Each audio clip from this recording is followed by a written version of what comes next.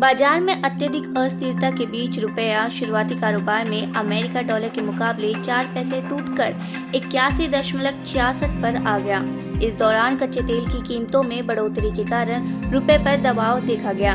अंतरबैंक विदेशी मुद्रा विनिमय बाजार में रुपया डॉलर के मुकाबले 81.52 पर मजबूती के साथ खुला, लेकिन शुरुआती कारोबार में गिरावट दर्ज करते हुए 81.66 पर आ गया। इस तरह रुपया पिछली बंद भाव के मुकाबले 4 पैसे टूटा।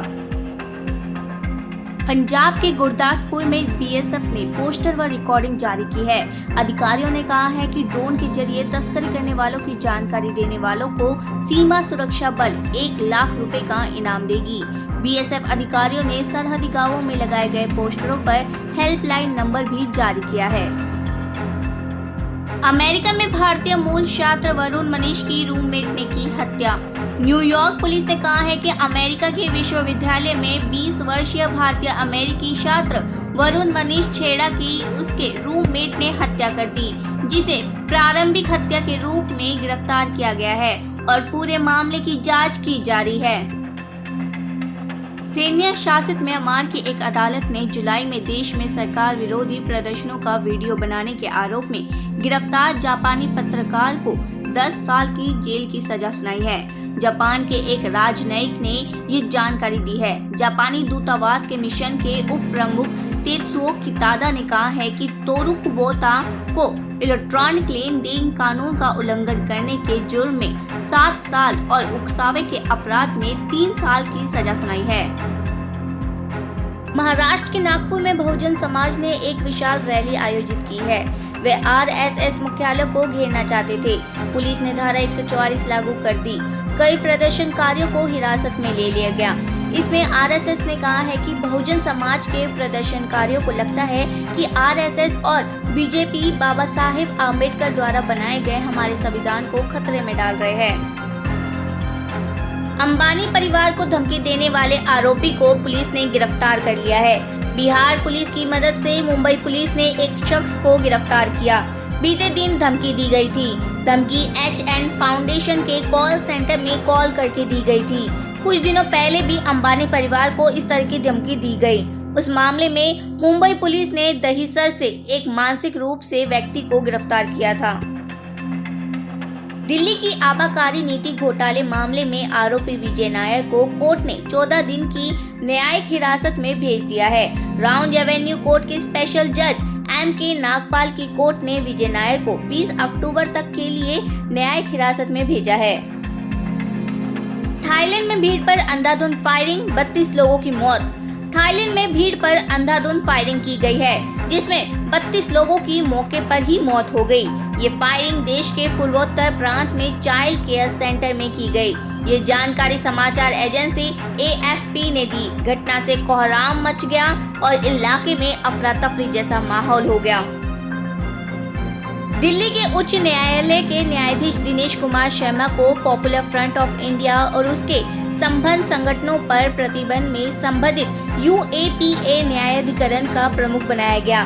कानून मंत्रालय के न्याय विभाग द्वारा जारी एक कार्यालय ज्ञापन के अनुसार न्यायमूर्ति शर्मा का गैर कानूनी गतिविधियां न्यायाधिकरण के प्रमुख के रूप में कार्यकाल मूल सेवा के तहत आएगा। न्यायमूर्ति शर्मा को दिल्ली उच्च न्यायालय के मुख्य न्यायाधीश SC शर्मा ने नामित किया है। विदेश मंत्री डॉक्टर S जयशंकर ने न्यूजीलैंड की विदेश मंत्री महूता से मुलाकात की। बाद में दोनों ने साझा प्रेस कॉन्फ्रेंस की। जयशंकर ने कहा कि मैंने मंत्री से उन छात्रों के लिए विचार के लिए कहा है जिन्हें कोविड के दौरान वापस जाना पड़ा। मैंने आग्रह किया है कि स्थिति के साथ सहानुभूतिपूर्वक और निष्पक्षता से व्यवहार किया जाए। पंजाब में स्टेट विजिलेंस ने 2016 के भ्रष्टाचार के एक मामले में AIG आशीष कपूर को भ्रष्टाचार निवारण अधिनियम के तहत गिरफ्तार किया है। कोविड-19 के प्रसार की रोकथाम के मद्देनजर चीन के शिनजियांग प्रांत में कड़े यात्रा प्रतिबंध लगाए गए हैं। इस महीने के अंत में कम्युनिस्ट पार्टी के प्रमुख सम्मेलन को ध्यान में रखते हुए चीन ने वायरस के प्रसार की रोकथाम के लिए सख्त उपाय तेज कर दिए हैं। खबरों के मुताबिक 2.2 करोड़ लोगों वाले इस प्रांत में ट्रेन और बस सेवाओं को निलंबित कर दिया गया है। इसके मुताबिक विमान में यात्री क्षमता को घटाकर 75% तक सीमित किया गया है। गुजरात के अहमदाबाद के पास वंदे भारत ट्रेन दुर्घटनाग्रस्त हो गई है। गनीमत है कि हादसे में किसी जनहानि की खबर नहीं है। ट्रेन का उद्घाटन 30 सितंबर को प्रधानमंत्री नरेंद्र मोदी ने किया था। ट्रेन की दुर्घटना होने का कारण राज्य में आवारा मवेशी है। कांग्रेस की कर्नाटक इकाई के अध्यक्ष DK शिवकुमार ने कहा है कि प्रवर्तन निदेशालय ने नेशनल हेराल्ड से जुड़े कथित धन शोधन मामले में 7 अक्टूबर को दिल्ली में एजेंसी के सामने पेशी से छूट की उनकी अर्जी को ठुकरा दिया है।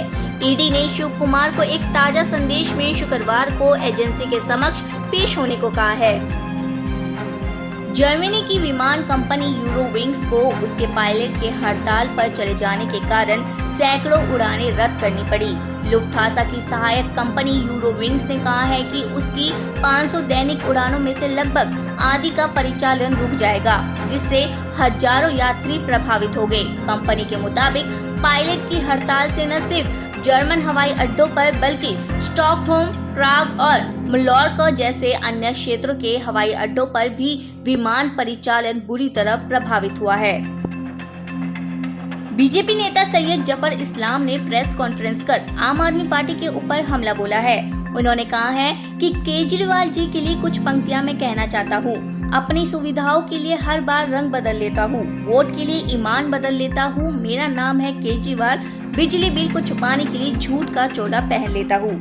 2013 में केजरीवाल जी चीख चीख के कहते थे कि बिजली में जो प्राइवेट कंपनियां रिलायंस और टाटा की है वो चोर कंपनियां हैं, हम इन्हें बदलेंगे। केजरीवाल जी, ऐसी कौन सी मजबूरी थी कि आप कहते थे कि चोरी को रोकेंगे और आज आप खुद चोरी कर रहे हैं। आम आदमी पार्टी ने गुजरात विधानसभा चुनाव के लिए 12 उम्मीदवारों की चौथी लिस्ट जारी कर दी है।